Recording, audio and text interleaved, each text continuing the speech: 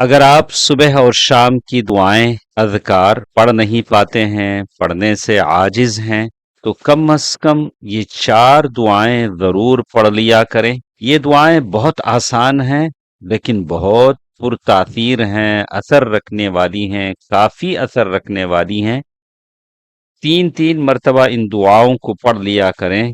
پہلی دعا ہے بسم اللہ الذی لا یضر مع اسمہ شیء فی الارض ولا فی السماء وهو السمیع العلیم۔ دوسری دعا ہے اعوذ بکلمات اللہ التامات من شر ما خلق۔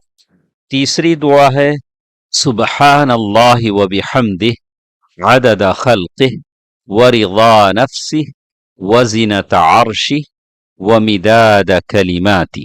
اور چوتھی دعا ہے رضیت باللہ ربا وبالاسلام دینا وبمحمد رسولا۔